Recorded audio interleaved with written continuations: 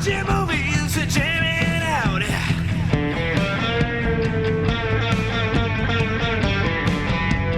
K-Flix 198.4 Fiction Radio. Welcome back to 198.4 K-Flix Fiction Radio. I'm your host, Shawn Kohne, and with me is my co-host, Dustin Weiskopf.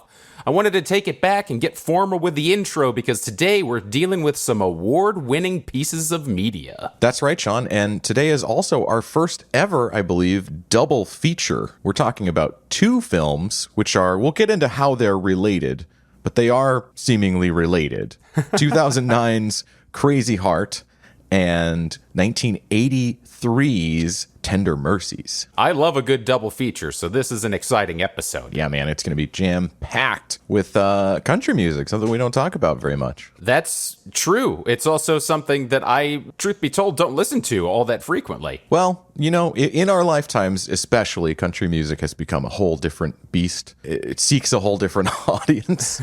That's very true. I love all the music I heard in these movies. I really do. Awesome. Hell yeah. I had a pretty good time with it as well. Yeah, so real quick, should we get into why exactly we chose to cover both of these films in one episode? Yeah, sure. Let's address it right off. So our original intent when we, I think as we've said before, when we drew names from a hat to figure out how this season was going to go, we picked the film Crazy Heart, and we knew we wanted to talk about that. Neither of us had seen Crazy Heart, as far as I know. Yes, this is my first viewing. Okay, you hadn't either. And pretty quickly, we talked to some other folks, namely Paul Getz, who had been on this show, I believe. Thank God this is not Arrested Development themed, or the phone would be ringing off the hook already. But he did mention to me, oh, are you going to talk about Tender Mercies? I was like, what's Tender Mercies? I've never heard of it. He's like, it's the same movie. It's the same exact movie from like 20 years earlier starring Robert DuVall. And so, you know, you and I talked and we said, okay, let's check them both out and compare them. And I don't know, man. What do you think? I don't think they're the same movie. No, they're not the same movie, but I would say that they have the same skeletal structure, and then they walk down different paths to tell the story. Yes. Country music star slips into depression, alcoholism, finds redemption, and a new wife. And a new stepson. Yes. Well, actually, I guess that's not how Crazy Heart ends, but... It's... Details. Skeletons are the same. It's a significantly younger woman with a child that he starts to hook up with in his redemption story. That's true. Yeah.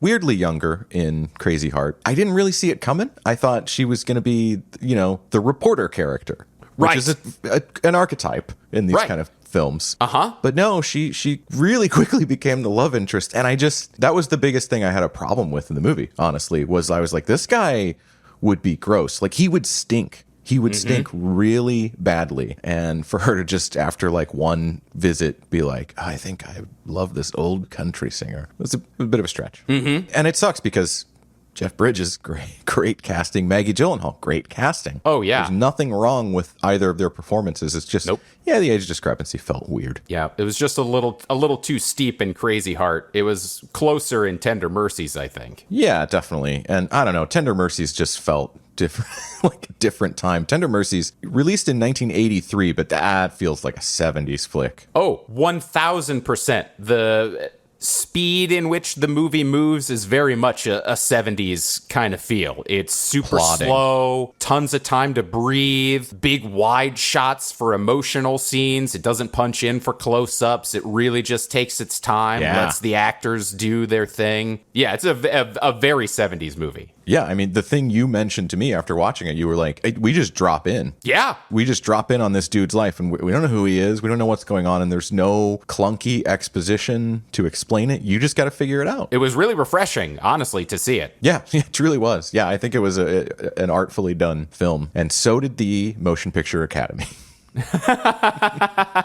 For sure, yes. Both of these movies are drowning in awards. Oh my God. I mean, certainly nominations, they each have a handful of wins, but in terms of nominations, they really pulled it home. For Tender Mercies at the Oscars, it was nominated for Best Picture, Best Director, Best Song, and it won for Best Actor, Robert DuVall, and Best Original Screenplay, Horton Foote. Yeah, Horton Foote is a great name. Oh, so great. And did you see what song it lost to at the Oscars?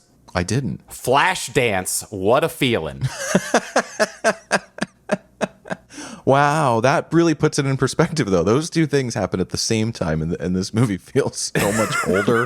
And like Robert DuVall is like sort of like the most timeless guy I can think of. Mm-hmm. I mean, he's not timeless exactly. He looks notably older in Crazy Heart.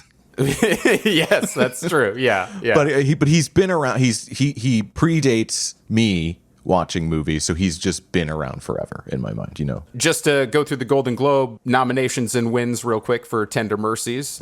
Once again, Best Picture nominated, Best Director nominated, Best Song nominated, Best Supporting Actress for Tess Harper nominated. Oh, wow. And DuVall took home the trophy for Best Actor. Damn right. That's the other thing I thought when I watched this, like, man, that was acting. Oh my God, yeah. And it has to do with all that other stuff you talked about, like the camera angles they chose, everything to get you into the feeling of these are real people. But it felt really like a rounded sort of character. For sure. That dude can sing. Like, there's an alternate timeline where he's a singer. Playing a country western singer was apparently very much a role that he wanted to do. So it feels very kismet that he got to do it. Yeah. And he even had it in his contract that they couldn't redub him with somebody else later. Oh, really? Mm-hmm. Wow. You could probably never do that now. Betty Buckley did not have that, but we'll get back to that in a little bit. Real quick, to cap the awards, Bruce Beresford, the director of this movie, he did eventually get his trophy with Driving Miss Daisy, which won Best Picture at the Oscars in 92, I believe. Oh, yeah. I will say, just a quick comparison between the music for both of the films. It feels like the songs in Tender Mercy are more accurate to the time that they represent. Where, like, when Jeff Bridges is playing his old songs in Crazy Heart, they still sort of sound like modern songs, but these songs in Tender Mercy sound like old country songs. I agree with you kind of halfway. Okay. And when we start talking about the songs in Crazy Heart, I'll push back on why I think the old songs do kind of work as old songs. But in general, I agree. Crazy Heart, everything about Crazy Heart felt more designed for, you know, the awards. Totally fair. And, you know, and there's nothing wrong with it. There's a lot of things. There's a lot right with it. There's a ton right with it. Oh, yeah. All in all, Tender Mercies gets the, like, credibility points. Yeah. Okay. Both as a film and for its music. And I think, you know, it's pretty highly regarded in the film community. And I think it started a trend of more indie films like it being produced. I think you could probably trace a line from Coen Brothers back to Tender Mercies. Yeah, certainly for something like No Country for Old Men. Well, yeah. But I just not even from a music standpoint, just from a filmmaking standpoint, it was that kind of lonely, depressing indie flick that and slow, which all their early stuff was really slow. Yeah, the breath that they give is very 70s style filmmaking. Yeah, definitely. Did you catch the fictional record label in Tender Mercies? I don't remember what it was called, no. Aztec Records. Aztec, that's right, yeah. And there were 2 bonus Mac Sledge songs that were only vocally mentioned. Did you catch those? No, man. You're always going to get me with this. if I can't listen to the song, nope. I don't even know the names of the songs that I did listen to. I still have to, when we're recording, I look at what it's called. Fair enough. They are pretty religious based, the 2 that we don't hear in the movie. They're called Mass is Over. Okay. God Can Forgive Me, Why Can't You?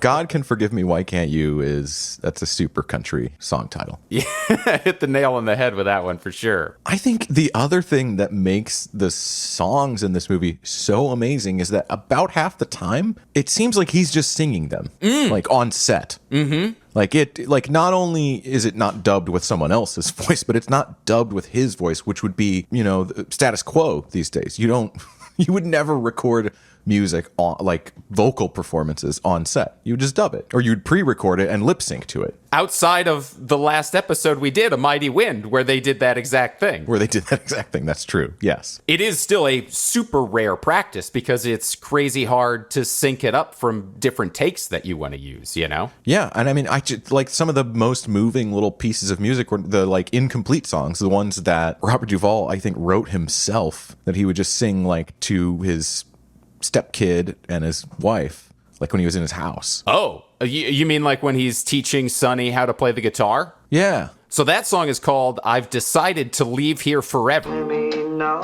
that's G, if you always will want me, or if you'll wander into another's arms. A or A7. G.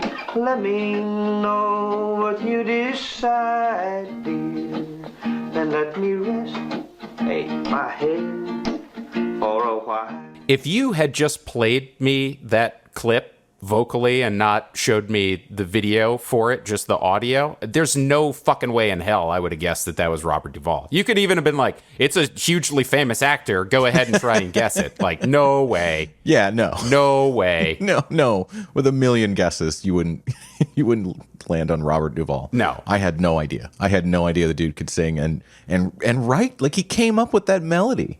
Mm-hmm. Like, he came up with that song. And then he just sang it on set. Yeah. Why can't we do that? It sounds so good. While explaining how to play it. Like, he's playing it, singing it, and calling out the chords. Like, it's crazy. It was like a natural interaction, just filmed and well lit, which is like what movies should be. And it's all in that one wide shot where Tess Harper's in the background leaning up against the fridge, just watching and enjoying and, like, putting shit away in the kitchen. Yeah. It was a great scene. The thing about, I think at this time, there weren't, like, wireless mics. There weren't, like, lav packs that the actors wore. Right. If it was a wide shot, it sounded further away. Yeah. And it's kind of great. It gives, like, it adds to the spatial depth of the whole thing. Yeah. There was a lot watching this where, like, I think, like you said before we recorded, they don't make them like that anymore. No, they truly do not. And here is the version of the song from the soundtrack. Let me know if you always will want me, or if you'll wander into another's arms. I love the violin in there. It's a really nice touch. Oh, yeah. Well, I think, Shawn, that would be called a fiddle in this context. Fine. I really like that fiddle. For a while. And then there's another really powerful moment after Mac Sledge and his daughter have that moment where she asks him if he remembers the Wings of a Dove song that he used to sing to her as a child, and he says no. Yeah. Then she leaves, and he just starts singing the song in that living room. What a powerful scene. It was powerful. I also, in that moment, went like, why didn't you say it for her, dick? Yes, I thought the exact same thing. Well, what are you doing, dude? She's reaching out for the connection. You got to make that. Yeah, but he's got that locked up 70s masculine heart. Yeah. Here is Robert DuVall singing Wings of a Dove live on set. When Jesus went down to the waters that day, he was baptized in the usual way. When it was done, God blessed his song. He sent him his love on the wings of a dove, on the wings of a snow white dove. He sends his pure, sweet love, sign from above. Good stuff, man. You betcha. That one was not written by DuVall. That was originally written in 1958 by Bob Ferguson, and it was popularized in 1960 by Ferlin Husky. On the wings of a snow white dove, he sends his pure, sweet love, a sign from above. On the wings of a dove, when troubles... Robert took his time a lot more than Ferlin is in this song. Oh, yeah. I mean, it's a different context. This is very gospel country. True. The 50s. Dude, I tried to kind of follow some of the threads with songwriters and other people they've worked with and stuff on this one, and this is the hardest episode I've ever done for that. I gave up on a lot of these.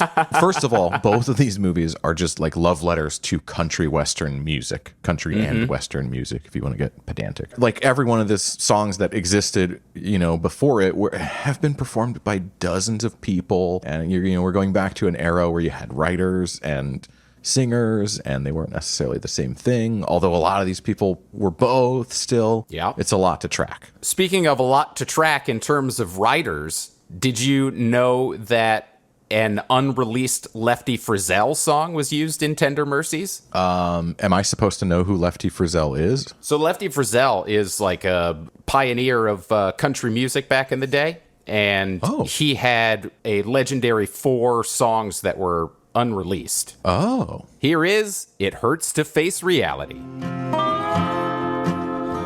Too long I've lied to myself. I know there's someone else, but oh, it hurts so much to face reality. So I have a little bit of insight as to how they got access to this song. Yeah, now I'm interested. Now I saw, like everyone, I saw that Lefty Frizzell was the writer, but I didn't know he had passed at this point? Yes. Is that what you're saying? Uh-huh. So there was a limited supply of his songs. And this is the story of how they got access to that song from a Horton Foote interview that I found. He came down to Texas, went all over looking for this accent that he finally found. He found it in East Texas someplace. Then he came down before the shooting, and he found a little string band, a country western band. And he began to tour. They didn't know who he was. He'd playing guitar and singing along with these boys. Are you talking about DuVall? Every weekend during He's talking about DuVall. And play some more, sing some more. Well, in all this poking around, which he does, he ran into Lefty Frizzell's daughter.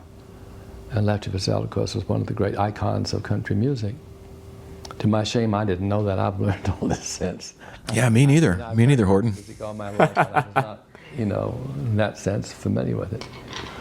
And his daughter had 4 unpublished songs of Lefty Frizzell's, and which I understand that some of the top country people have been trying to get hold of, but she took a liking to Bob and let him use one, and that's the one that is done in the opening credits, which I happen to like best of all. So yeah, that was also the story of how Robert DuVall came up with the accent that was used in the movie. I didn't set that up properly, but... Oh, yeah, no, that's super cool. So he really did do the method thing. He's got a band together and toured. He did, yeah. Before shooting this. Yeah. Wow. This Lefty song, It Hurts to Face Reality, reminded me a lot of an artist named Townes Van Zandt. You familiar with him? No. He's another sort of artist's artist. Would you come to me? Would you come to me and ease my pain? If you need... His vocals kind of have like a Michael McKean feel to them. Yeah, a little bit. He definitely had eras as well. Here's a song of his, a cover that he did that is pretty famous at this point. I think you'll know it. Take me down, little Susie, take me down. I know you think you're the queen of the underground. It's vaguely familiar. Send me dead flowers. This is a good credit song for a movie. It is a cover of the Rolling Stones' Dead Flowers, and it's the credit music in The Big Lebowski. Oh, that's why I thought of that. It had to have been why I thought of that. That's funny. I knew it was in there. Again, man, we don't talk about country music a lot, and I'm not that well versed. But the vibe I get with Townes Van Zandt is he's a respected elder. He's sort of influential on other country musicians, if not all that famous in the mainstream in his own right. So I was thinking of him a little bit through this whole movie, and I think there's a connection there. When we get to Crazy Heart, we're gonna like see how this all comes together and why Townes Van Zandt and the Big Lebowski and everything fits into it. I can't wait. If we ever get to it. So one of my favorite Mac Sledge songs in this movie was If You'll Hold the Ladder. This was a song that I didn't know before, but it sounds a little something like this. And I'll be everything this man can be before I start. If you just hold the ladder, baby, I'll climb to the top. The way that he says baby gets me on a level that I can't articulate in words. Yeah, that little country music trademark voice quiver thing. Baby. It like he starts it here and then like drops it down. Fuck, it's so good. I get George Jones vibes on that one for sure. Yeah. I don't have a clip for that one, but look it up. Yeah. Do your research. Speaking of research, this song is a cover of a David Allan Coe song from 1980. Did you know that? Oh, David Allan Coe. I did not know that, and that's why I get George Jones vibes. They were very of the same scene. Now I can climb this mountain, babe. There was a time I'd stop. If you just hold the ladder, baby, I'll climb to the top. If the Townes Van Zandt cover had end credits vibe, this one has like the record slows down and shit gets real vibes. The David Allan Coe version? Sure, yeah. Either of them. But no, I think I had that thought on the David Allan Coe one. I could just hear like, like it's like some sci-fi thing, but they're listening to music from 300 years ago because that's what they always do. The tone is shifting. Mm-hmm. Yeah, totally. And just to circle back on the Betty Buckley of it all that I mentioned earlier, she performs a song. She actually performs two songs. I don't know what the first song is called, to be fair, but I know what it sounds like, and it sounds like this. It's a cozy place for sleeping lazy nights. Shut the door for a little peace and quiet. Oh, but the best part of all, that room at the end of the hall, that's where you and me make everything all right. The name of that song is The Best Bedroom in Town. Oh, shit, look at you. Yep. And that's the one that made me go, oh, she's Dolly Parton. Betty Buckley's voice, so she's playing Dixie Scott, and her band is called the Country Blues Band. Mm-hmm. Betty Buckley, she sounds really freaking good in this movie. Everybody sounds good in this movie. It's awesome. Yeah. She recorded her own vocals for that song? She did. And then she also recorded her own vocals for the song that Mac Sledge wrote for her character, Over You. Uh-huh. I've tried so hard to stay away and keep you off my mind. I know I should, but it's no good, 'cause time goes by and I'm not over you. I'll gladly be a fool in love again. If there's a chance that you might see me, touch me, want me, ever need me, 'cause I'm still going crazy over you. That is actually Betty Buckley singing both of those songs in the movie. However, when they released the soundtrack, they went, no Betty Buckley. We're going to have Lane Brody sing the song, and it's going to sound like this. I've tried so hard to stay away and keep you off my mind. I know I should, but it's no good, 'cause time goes by and I'm not over you. I'll gladly be a fool in love again. Now, I'm not saying that there's anything wrong with this version of the song, but where's the Betty Buckley, man? That's what I want to hear. Yeah. No disrespect to Lane. You sound great. Sure. I heard the other version, and that's the one that I want to continue to listen to. Yeah, and saw it in context, which matters. Right, yes. I wonder if that song's kind of a reference to Dolly's Joy famous ballad. and happiness. But above all of this, I wish you love.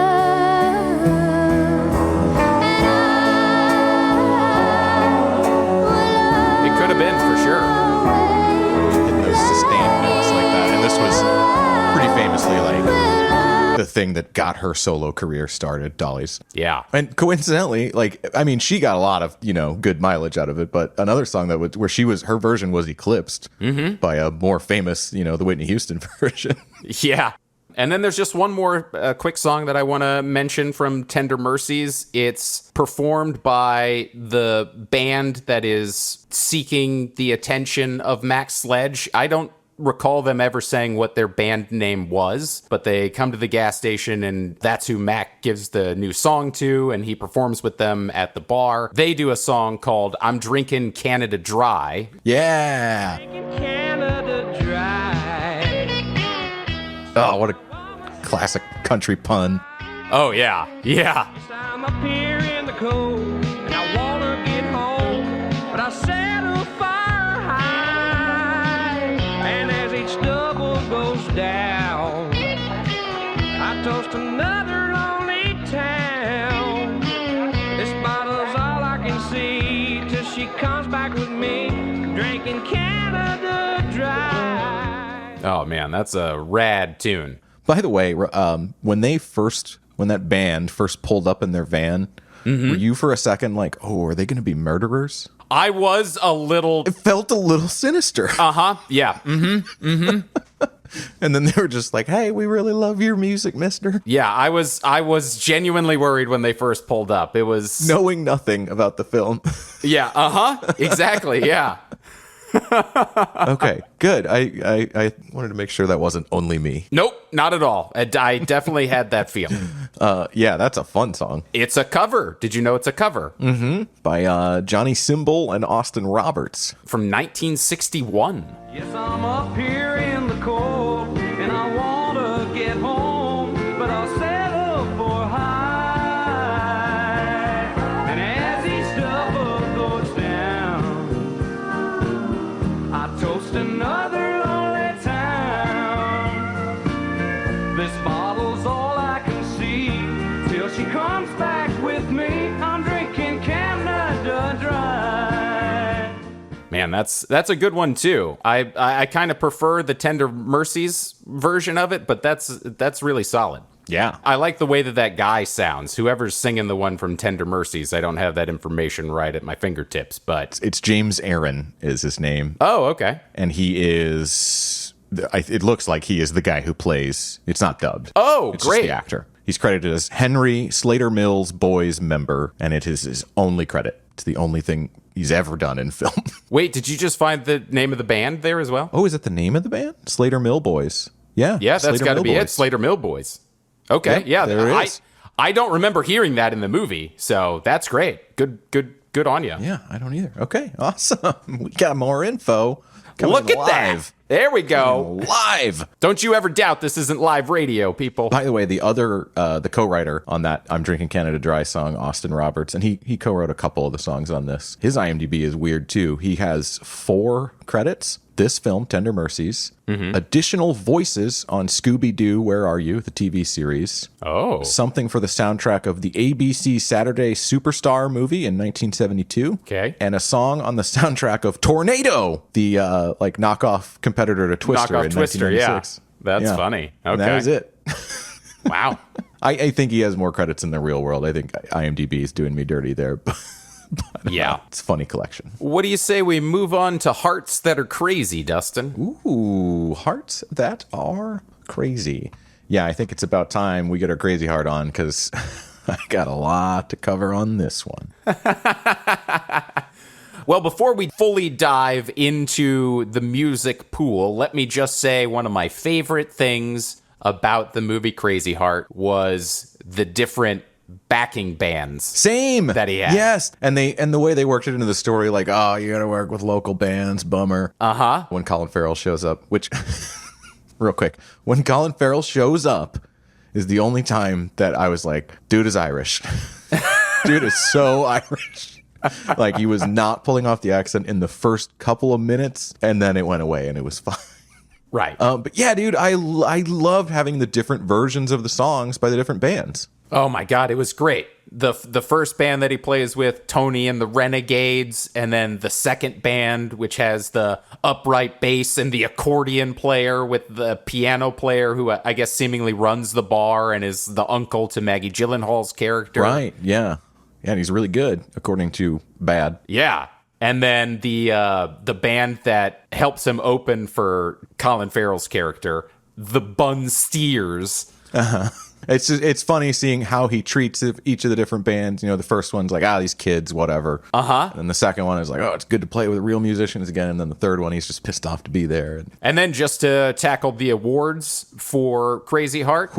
At the Oscars, we have a Best Actor win for Jeff Bridges, a Best Song win for The Weary Kind, and a Best Supporting Actress nomination for Maggie Gyllenhaal. Then at the Golden Globes, we have, once again, a Best Actor win for Jeff Bridges and a Best Song win for The Weary Kind. Yeah, doubled up. Yeah, really nailed both of those throughout the award show circuit. This one, as we mentioned earlier, this one was designed to win some awards. It was that kind of movie. To me, it feels more like The Wrestler than like Tender Mercies. Oh, okay. It's just a more modern feeling kind of redemption story. It's got softer edges, for sure. I would say that it is certainly more similar to The Wrestler in the depressive nature of the character, whereas Mac Sledge overcomes the alcoholism very early in the movie. Yeah. It seemingly just jumped over. It skips 8 weeks, and he just casually mentions it while they're in the garden, like, oh, I've been sober for 8 weeks now. Yeah,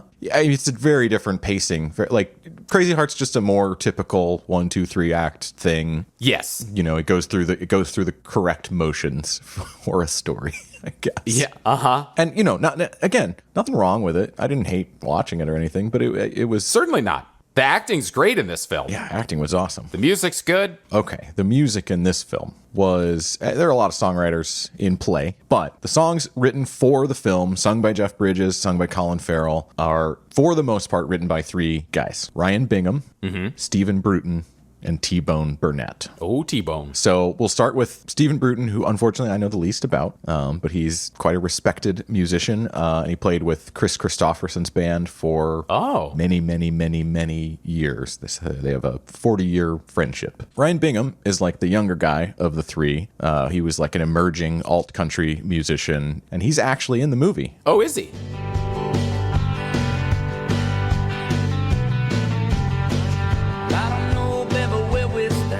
The singer in the first band who covers for Bad Blake when he's out back puking. Really? That's cool.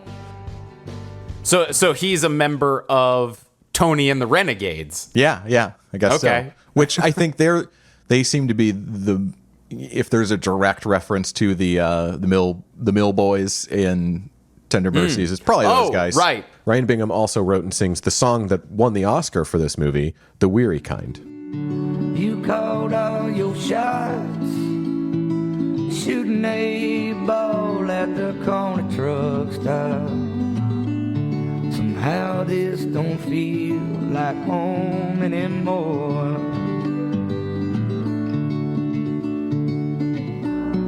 And this ain't no place for the weary kind. I thought it was interesting that they chose to submit not one of the Jeff Bridges songs as the Oscar song. I can understand why they didn't do that, because this is the song that has the arc in the movie. So it's the one that carries the weight, because you see Bad Blake writing the song, then you see Colin Farrell perform the song, and then you have Ryan Bingham's actual version of the song. That's true. That is the one that progresses. I do have clips for the other two versions of that, but I don't know if you want to hear them. Oh, yeah. You want to hear them? Yeah, let's play them all out. So here's a little bit of Bad Blake writing this song in the film. This ain't no place for the weary kind.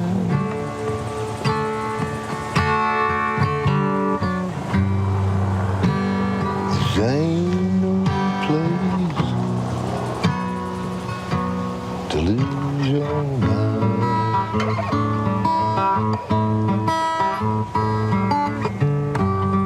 This ain't no place. Kind of on a Tender Mercies wave, I'm sure that this is live on set, him playing this little strum along. Yeah, it does sound like they probably recorded it that way. Give it one more try. And then here is Colin Farrell singing the song later on as Tommy Sweet. Your heart's on the loose. You roll them sevens with nothing to lose. This ain't no place for the weary kind.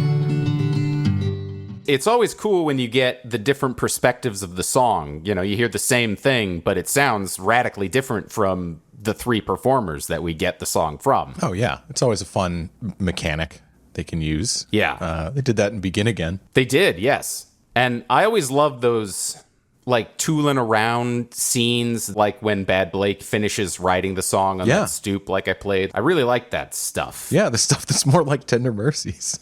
Exactly, yes. Like Tender Mercies and A Mighty Wind, of them just, like, really connecting with that piece of music in the given moment is...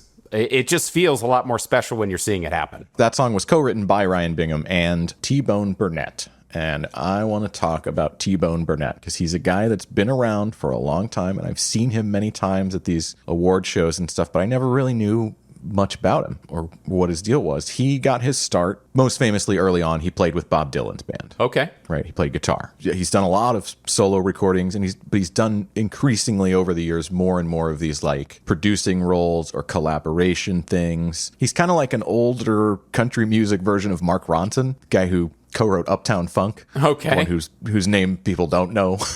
Right. But that's like his thing. This whole time he's always having featuring artists, and I feel like that's what T-Bone does a lot. He has artists feature on his records, and he's very involved in the film business. He has over the years won quite a handful of Grammy Awards, Album of the Year for Oh Brother Where Art Thou, and then also Best Compilation Soundtrack, because he does a lot of like curating soundtracks, especially with the Coen brothers. But he won that for, again, Oh Brother Where Art Thou. He won that for Cold Mountain. He won it for Walk the Line, and he won it again for Crazy Heart. He also was the I forget the title he chose. He didn't want the title music producer. He didn't want like a seniority title, so he chose music archivist, and that is how he is credited on The Big Lebowski. Awesome. That's so cool. There's the Townes Van Zandt thing coming around, and I'm pretty sure T-Bone Burnett is a big Townes Van Zandt fan because that guy shows up in almost every one of these soundtracks that he puts together, including Crazy Heart. And, you know, again, notably the end of Big Lebowski. Actually, I have a story about how they got that song at the end of Big Lebowski. Oh, okay. Because apparently they had a tough time securing the rights to Townes Van Zandt's cover of the Rolling Stones' Dead Flowers. Former Stones manager Alan Klein owned the rights to the song and wanted $150,000 for it. God Burnett bless. convinced Klein to watch an early cut of the film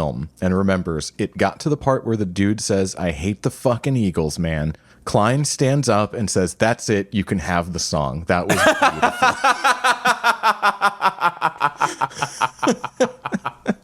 Oh, that's good. He also, guess what, Shawn? And I wish I had more info on how this fits together, but he is listed as an executive producer on A Mighty Wind. Oh my God, are you kidding me? On the soundtrack for A Mighty Wind, yeah.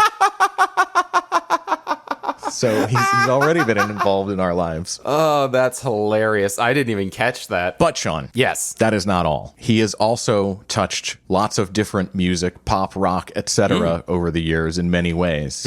And to showcase that, before we talk about all the songs that he and others wrote for this movie, I thought we could play another one of our little games. Oh, all right. The name of this game, and I'm sorry we didn't workshop it, the name of this game is Name That Artist T-Bone produced. Oh, fun times. Here we go. We're keeping it to artist because some of these you'll get the song right away, but some of them there's no way anyone would get the song, I don't think. Okay. All right. Extra points if you get the song. I won't tell you. Oh, okay. All right. Okay. So here we go. Starting it off, number one. And these are in chronological order. I don't know the exact year. This one's going to be from the 80s, though. Oh, okay. She used to have a carefree mind of her own and a delicate look in her eye. Tom Petty? No. She's not even sure. Do you suppose that waves in hands are eyes that run and colors come to hide? All the time she laughs and blows and shouts and maybe Stephen goes. I don't know.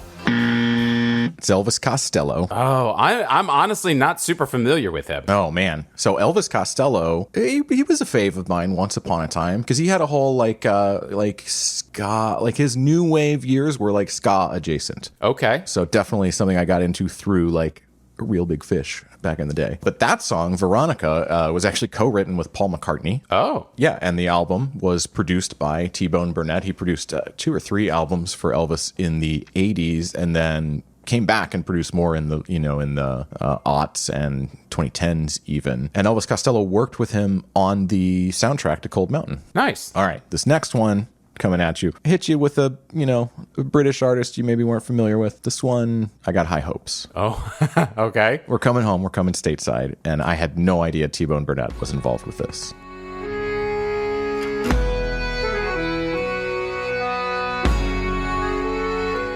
Kind of hoping for another Melissa Etheridge.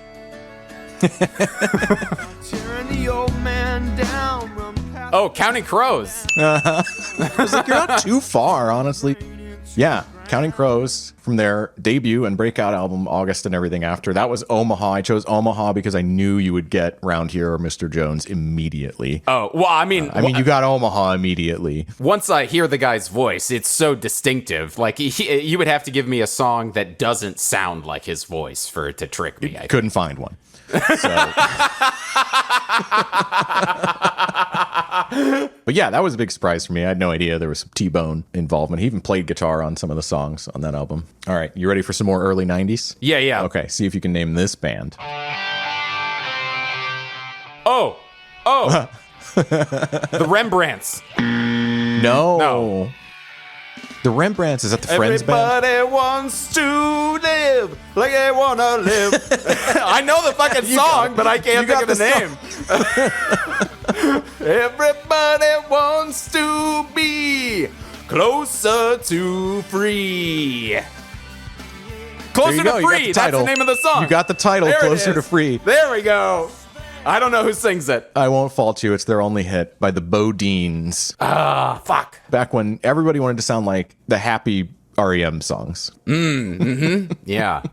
Well, actually, both. Counting Crows wanted to sound like the sad REM songs, and the Bodines wanted to sound like the happy REM songs. Are the Rembrandts the Friends band? The Friends I think song so, band? yeah. It's funny, I have written here that it's total Friends rock. It is absolutely the same thing. I'm just glad I knew the song, and I knew it right away.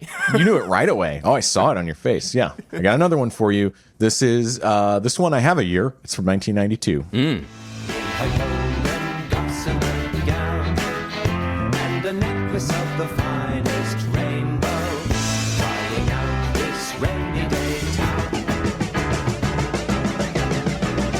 Goodbye, cloudy skies.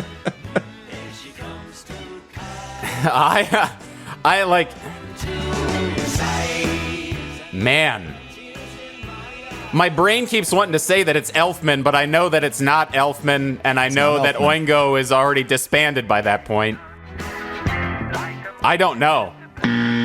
I'll say this. I had to pick that song because unlike with the last ones, Burnett produced the whole album. Mm-hmm. With this one, as far as I know, he only produced this song or maybe this song and one other. Okay. And it is not what I would call representative of this band's material at the time. It's weirdly one of their songs from the past. Okay. But it was recorded in 1992. But it took place earlier, if that makes any sense. I mean, I'm sure that it will once you reveal what this actually is. That is an early track by Spinal Tap, as presented on their 1992 album, Break Like the Wind. Wow.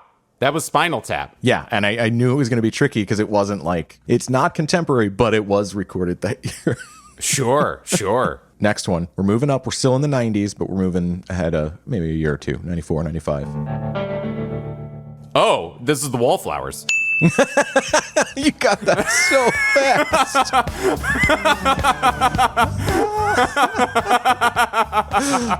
Yeah, man.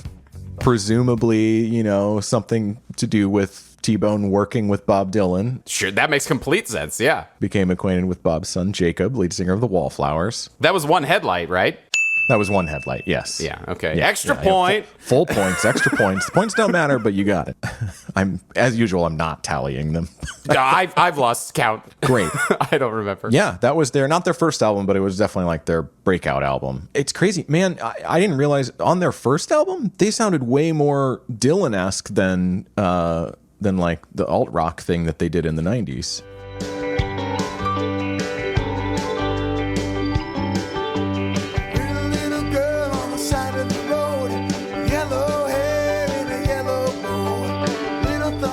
It's certainly more a combination of Bob Dylan and the Wallflowers right here. Sure. Than their second album is. 100%. It's more blues rock without, hiding it behind any like whatever they felt like they had to do in the 90s kind of stuff. I dig it. They're a band that I've kind of always overlooked, not for any particular reason. But they make some good stuff. I had no idea this song existed. This came out in 2012. Here's a bonus question. Name the featured singer on this. I tell you, you've had it coming. Eyes on the prize, reaping the mission. You've had it coming. I lost my sight, but not the vision. Eyes on the prize, reaping the mission. You've had it coming. I lost my sight. I don't know, but that portion of it feels like a later Clash song. Yeah, it's Mick Jones from The Clash. No shit. Okay, Yeah. There we go then. There we go. Yeah, Mick Jones from The Clash, not Mick Jones from Foreigner. Two Mick Jones in music. Yeah, he did a couple songs with them in 2012, and they just released like an album in 21, I think, and I listened to a couple tracks earlier. It's great. Awesome. All right, we're going into the 2000s now, early About time. 2000s. Ditch those 90s. This one surprised me.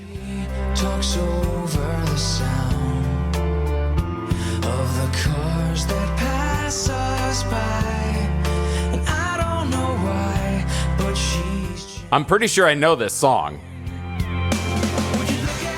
Oh, yes, I definitely know this fucking song. Mm-hmm. Can you come up with the artist? Oh, God. Is it Simple Plan? No. So, like, Simple Plan, I get where you're going. They were on the accessible side of, like, pop punk, right? But they were still, like, you could find them at Warped Tour. I don't think you would ever find this band at Warped Tour. This band's a little bit more Tal Bachman than punk. Yeah. Yeah, I don't know who that is, but I do remember that song. I don't blame you. There's no way I would have come up with it. That is Crazy for This Girl by Evan and Jaron. No. Jaron? Evan and Jaron? Yeah, Jaron, Evan and Jaron. I remember they were like, they were trying to compete against like the boy bands, like more than the punk shit, whatever. But with that sound. Technically, he's listed as an exec producer on that one, so it was a little bit of a stretch, but his name is on it, and I thought that was crazy. So yeah, that counts. Now, this next one is a song I love from an album I love that I forgot existed. And this one he's pretty well known for, but I want to see if you can name one of the artists. There are two people that are going to sing here. You only have to name one. Okay. Too late, the fool could read the signs. Maybe, baby, you better check between the lines. Please read the letter, I wrote it in my sleep. Boy. With help and consultation. And this is something that you really like. Yeah, but don't dwell on that, because I don't know that you know that about me. Boy, he's a very famous singer. Really? Very famous singer. John Mayer? Older. quite a bit older. Please read the letter. Most famous for being in a band that no longer exists. Once I put beside. I genuinely, I don't know. It doesn't sound at all familiar to me. Gotcha. All right, well, I'm going to tell you while it's still playing so you can kick yourself. It's Robert Plant along with Alison Krauss. I never would have picked that up. Oh, man. Well, that was yet another album that T-Bone Burnett won a Grammy for. Oh, okay. It was a big thing. He put together Robert Plant and Alison Krauss, who is a country and bluegrass artist she's been around forever, and she's just always super critically acclaimed. She's like country Norah Jones. Yeah, and that one was definitely, he was not just the exec producer on that. He was involved, played guitar, played instruments. Okay. All right, I've got one song left. This one came out in 2011. Here is the freedom I have been sent. I'm delighted I'm beautifully bent. Jeff Bridges? That is Jeff Bridges from his album, Jeff Bridges. It came out a couple years after the movie. It was his second album, though. He released another album in the early aughts. He did, yeah. But yeah, that second album was pretty awesome. I'm sure in no small part due to T-Bone's involvement. Sure. He seems to just get it done. Yeah. Well, thank you for sticking with me through that game. Of course, yeah. I love playing a game. Hopefully that illustrates everything I've found out about just how involved with all music this guy has been over the years. So, Dustin. Yes. I have some T-Bone information for you. Do you? I do. Did you catch in your research that T-Bone produced the first Hunger Games soundtrack? I did see that, yes. Do you know why I'm asking you about that? That I don't. Allow me to play something for you off the Hunger Games soundtrack. It's a little song called Come Away to the Water. Come away, little lamb, come away to the wall. You bet it's a fucking Maroon 5 song, baby. T-Bone produced. Oh, man. I totally glossed over the Hunger Games thing, and that was our in. We once again got our boy.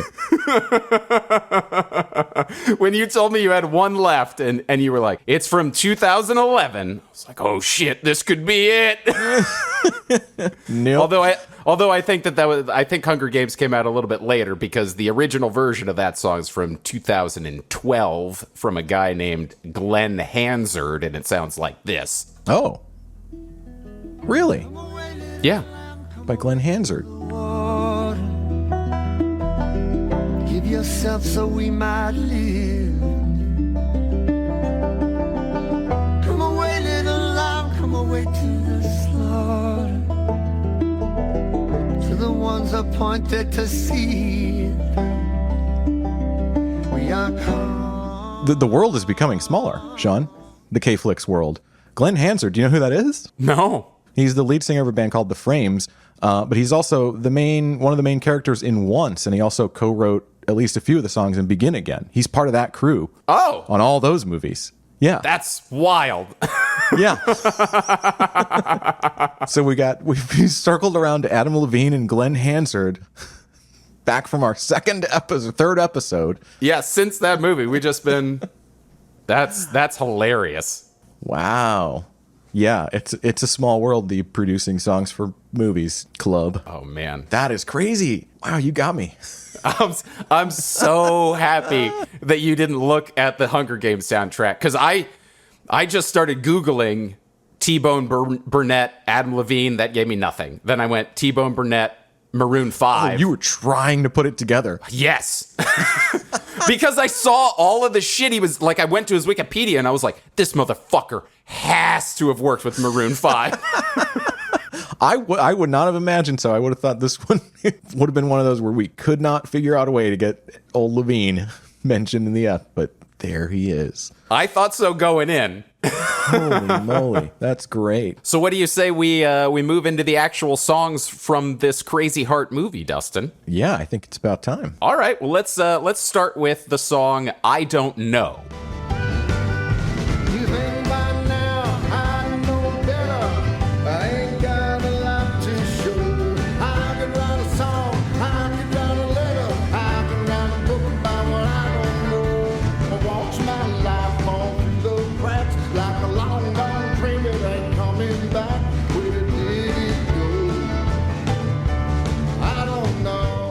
Now, call me crazy, but that song sounds a little bit like country Huey Lewis to me. Sounds like country Buddy Holly to me. Oh, okay. But I could, Huey Lewis is not too far from Buddy Holly melodically. Yeah, that's fair. So that's the Bad Blake version of the song we played earlier. That Ryan Bingham does in the movie whenever Jeff Bridges' character has to step out back and puke his guts out. The Ryan Bingham version doesn't sound so much like the Huey Lewis. It's the vocal cadence of Jeff Bridges throughout that one part of the song that really triggers the Huey for me. You're totally right, and that's where I'm getting the Buddy Holly too. Like the kind of like he's almost ready to start going. Oh yeah. It's almost there. It's almost there. Mine kind of sounded more like Goofy, but you get the point. Yes, yeah, I knew exactly where you were going with that. Yeah, that's a fun song. That again, it's cool. We got two versions of it. The movie opens with, I think it opens with this track, "Hold On You." I've been loved and I've been alone. All my life I've been a rolling stone. Done everything that a man can do. Everything to get a hold on you. Done everything that a man can do. A nice dark little song to get things started. I can't remember if it opens the movie. It's the first song on the soundtrack. That one gives me shades of the song Copperhead Road by Steve Earle. Oh yeah, I can hear that for sure. It's kind of like building to like maybe something that's not happy. Yeah. Came around in the middle of the night, heard mama crying that something wasn't right. He's headed down to Knoxville with a weekly load. You can smell a whiskey burning down Copperhead Road. And that one kind of lights up. But both of them, I think, really like show off how close country music is, or at least used to be, to like Irish traditional music, like what it came from. Oh, okay. The like, whole like some drinking fiddle songs. thing. Yeah, some drinking songs. Yeah, and just that type of. It was played in fields, fields of sheep. Yeah, and it got played in the fields here too. And it's sort of mountain music, and there's a lot going on in that. I'm hesitant to dive too far into country subgenres because I'll get out of my depth really quickly. I mean, that's fair. I'm out of my depths just listening to it. But yeah, that's the song I thought of. It's like again, really respected artist who wasn't like super mainstream huge. That song's from the 80s. It was kind of, I think, his biggest, most mainstream thing. But he's written, my God, a ton. Steve Earle wrote for Johnny Cash, Waylon Jennings, Willie Nelson, The Highwaymen, Travis Tritt, Vince Gill, Patti Loveless, Bob Seger, and Emmylou Harris. Oh, yeah. Everyone's written a song for Emmylou Harris. That is something I've noticed over the years. She's recorded so much. Literally, I worked with this guy one time. I was a PA on a shoot, and my job was to drive this guy back to Nashville. And he was like a tech guy, like an on-set tech guy like me. Yeah. And he was like, yeah, I wrote a song for Emmylou Harris one time. Like, everybody's done it. It's crazy. That's ludicrous.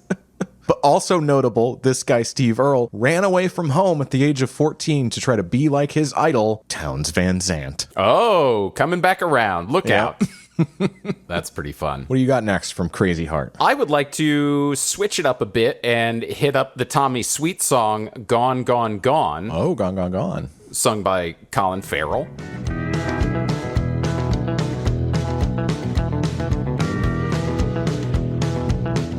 And I wanted to bring this up because the guitar reminds me of something that I would hear in Smokey and the Bandit. Oh, for sure, yeah. And that brings me a lot of joy. Like, it makes me smile just hearing that guitar and just, like, picturing him outrunning the cops. Yeah, I'm not sure how official the term is, but I've always called a song that sounds like that a traveling song. Oh, yeah. When it has that, like, that moving beat. I would call that a traveling song or a rambling song, maybe. And it definitely, yeah, it's very of those highway movies. Yes, 100%. I think that they actually do a pretty good job of writing the songs believably for the artists who sing them in the movie and the eras of their career when they were written. And I know you mentioned that earlier. I'm going to say the way I write it off is every song we hear in this, we are hearing the modern version of it. When he's playing it live, that's how it's played live now. Fair. And presumably the recordings on the soundtrack are how it's recorded now. I can totally hear the songs, the bones of their songs, if you strip away some of the production shininess. But I think they did a great job with Tommy Sweet's music as like a new country artist. Like he feels 90s to me, honestly. He doesn't feel, I feel like country when this movie came out was in like a big old tailspin and it was all hurt-to-dur. Right. But yeah, I feel like his character is a little bit styled after like a Tim McGraw. That sort of like traveling guitar sound was Alan Jackson-y from what I remember of my childhood. Super Alan Jackson, yeah. If you want to go meta, he's a little bit Keith Urban in that he's actually a guy from a different island with a different accent. Right. Yeah, that's true. The next song I want to hit is another Bad Blake, and this one's called Somebody Else. And this is kind of the theme of the movie, the redemption aspect of the movie. I used to be somebody. And it's kind of an echo of Tender Mercies, like when the guy comes up to Robert DuVall's character and says, "Hey, didn't you used to be Mac Sledge?" Mm-hmm. He says, "I guess I did." This song was enhanced when I watched the movie for me. I used to be somebody, but now I am somebody else. I used to be somebody, but now I am somebody else. Who I'll be tomorrow is anybody's guess. To me, that's just like a rollicking blues rock country kind of song. Again, that traveling vibe. But I think this one, I would venture to guess T-Bone and Co. were familiar with Merle Haggard's Working Man Blues.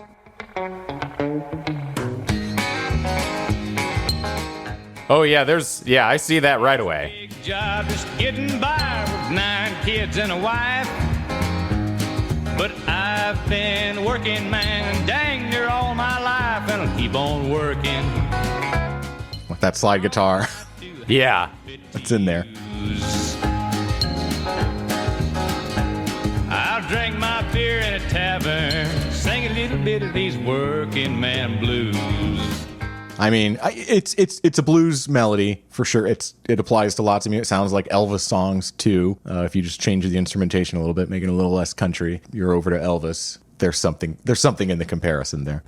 Yeah, oh yeah, totally. Yeah, I like that song. I think it is. If you just hear it outside the context of the movie, you're like, okay, yeah, the lyrics are a little basic, whatever. But seeing it as part of the story was really cool. That's at the point in the movie where things are starting to pick up too. It's the second band. He likes this backup band more than the first one because of the good piano player. He just had that good interview. Mm-hmm. He's sort of riding a high in that moment, so he's like extra into it. I don't know. That one really struck me. The more I think about it, the more I like this movie. I know I was a little hard on it being like, Tender Mercies was better, but I love them both. They're both very good movies. If I can just interject real quick, this is just a song from the soundtrack. It has nothing to do with Jeff Bridges or anyone singing, but it's Hello Trouble by Bucko, and I just think it's a great song. Looked out my window, and what did I see? I'm coming up my sidewalk, just as plain as day. Well, here come trouble that I never thought I'd see when you went away. Hello, trouble. Come on. It's a fun little tune. Like it's that California, West Texas, maybe country, which I guess is, back in the day would have been called Western music, different from country music, which was more like the Appalachian Hills thing, the Nashville sound. Right. When I heard that in the movie, I was like, oh man, yeah, this is the same guy who put together the Lebowski soundtrack. It's the exact same sensibility, and I love it. I've always loved all the songs they picked for that movie. Oh yeah, great soundtrack. Another thing that I really enjoyed about Crazy Heart was the fact that they put Robert DuVall in this movie. Yeah. I don't know if it was like a conscious decision to be like, holy shit, we need to put Robert DuVall in this. This is pretty similar to Tender Mercies. Absolutely. Has to be. But loved seeing him pop up in there. And I loved that they gave him a chance to sing a little bit while he takes Bad Blake out on the lake to go fishing. Here's a little sample of that. Nobody here will ever find me. I'll always be around. Just like the songs I leave behind me. I'm gonna live forever now. Now listen to this now. Your fathers and your mothers, be good to one another. Please try to raise your children right. Don't let the darkness take them. Don't make them feel forsaken. Just lead them safely to the light. And that is a cover of a Billy Joel Shaver song. The song is called Live Forever. Nobody here will ever find me, but I will always be around. Just like the songs I leave behind me, I'm gonna live forever now.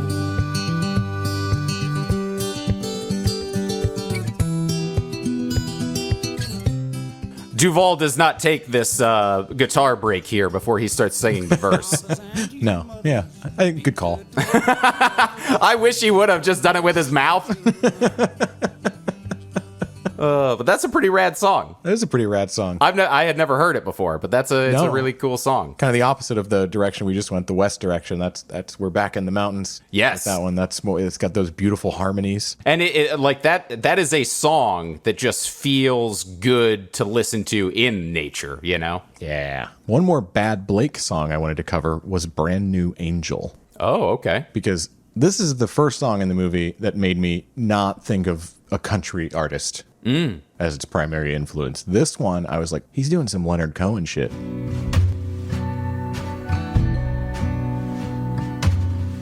Well, it rained last night, and the stars shone bright, and way off yonder. I mean, don't you think so? Oh, yeah. Jeff Bridges is kind of dragging his vocals down into as low as he can go. Yeah, getting them extra gravelly. I have one song left from Crazy Heart. Hit me with it. And it's Bad Blake's biggest hit, the one that got him through seemingly the biggest stretch of his career with royalty checks. Fallin' and Flyin'.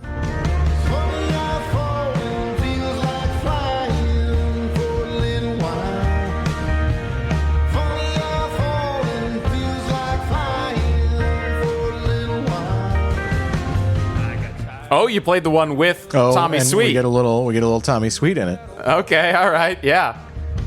Stopped acting like I thought I should. When I'm back to being me. I never meant to hurt no one. I just had to have my way. If there's such a thing as too much fun, this must be the price you pay. Funny how falling feels like. They sound really good together, too. Their harmonies They are do. nice. Man, the country duet has like gone out of favor, and I wish it hadn't, because it's a beautiful thing. And back in the old days, you know, Waylon and Merle and Willie and all these guys used to sing with each other all the time. Yep. It's just not like a thing you hear much anymore, but it sounds great. The duet is honestly a pretty big part of Crazy Heart storyline. It is, yeah. Yeah, it's the reconciliation between these two guys. Well, also the want, like, because Tommy Sweet wants to do a duet with Bad Blake, but the studio doesn't want it to happen. Yeah, it's interesting. I feel like it was building up for us to think Tommy Sweet was going to be like this jerk, Hollywood, jagoff, whatever. Like, he was just super cool and wanted to help his old mentor out. I also just love how this song, Fallin' and Flyin', sounds like they did a really cool thing. They wrote a hit 90s country song in 2009. Like, it really, I searched for like a comparable, like, oh, this sounds like whatever. I can't find one that does it justice, but like, this could have been in the mix on the radio. Could totally fit in with the night, like Tim McGraw, Clint Black, that era of 90s country. I was super impressed when I heard this because it was supposed to be his biggest hit. And I was like, oh, it's the catchiest song. It is the biggest hit. Like, they did it right. It works. I didn't have to suspend belief for anything. I'm like, oh yeah, that would be. Totally. So this show's winding down a little bit, and I have a question for you, Dustin. Actually, two questions. First off, two questions. Yeah. Can I assume one is the usual? Yes, one is the usual. But first off, I want to ask you, who has the best fictional name? Otis Bad Blake, Tommy Sweet, or Mac Sledge? And secondly, do any of the three appeal to you musically? Would you listen to them if they were producing music in our reality? Okay. Multi-layered question. I like it, as usual. Best name. I gotta give it to Mac Sledge. Yeah. I gotta give it to Mac Sledge. Me You with too. me on that? Yeah. Yeah, uh-huh. It's so good. It's so good. It's like a truck and a hammer. Yeah. Yeah. Bad Blake, I buy it, but it's a little like bad is like there were moments in the movie where they literally said like, that's good, bad. And it just took a second to figure out what was being said. Using it as his first name is weird as shit. Yeah, I got to give it to Mac on that one. Tommy Sweet, sure, whatever. I get what they're going for. He's a little more poppy, saccharine. A little sweeter. A little sweeter, yeah. And on that same note, he's probably the one I would have the least chance of listening to in real life. Mm-hmm. I have listened to, the Bad Blake songs over and over and enjoyed them. I've tried to listen to the Mac Sledge songs, but I've just had a harder time finding them than you. For some reason. Yeah, I guess I'll send them to you. Yeah, I would appreciate that. But yeah, all in all, Bad Blake's probably right in my wheelhouse for something I would listen to. I mean, that Jeff Bridges album from 2011 is pretty great. I'll listen to that some more. Yeah. There's all kinds of stuff I want to listen to from this episode. From that game thing, too. I'm like, oh, fuck, I'm going to go on a Wallflowers kick. I guess that T-Bone factor got me. Oh, by the way, in addition to producing all this music, he was also a producer on the television shows Nashville and True Detective. That makes total sense for Nashville, at least. For Nashville, for sure. And I have to imagine he was involved with picking that badass song. Oh, the True Detective theme song? Mm-hmm. Fuck. Yeah, that thing is so good. At least for the first season. Because they changed the theme songs for all of the seasons on True Detective, didn't they? Oh, yeah, you're right. Yeah.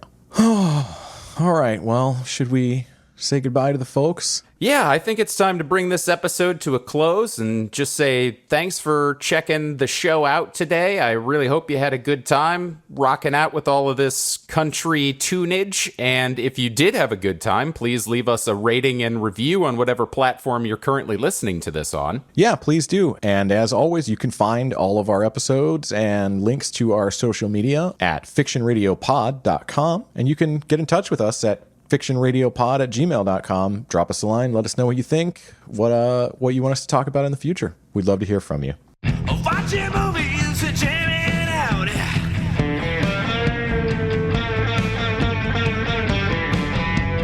KFlix 198.4 Fiction Radio.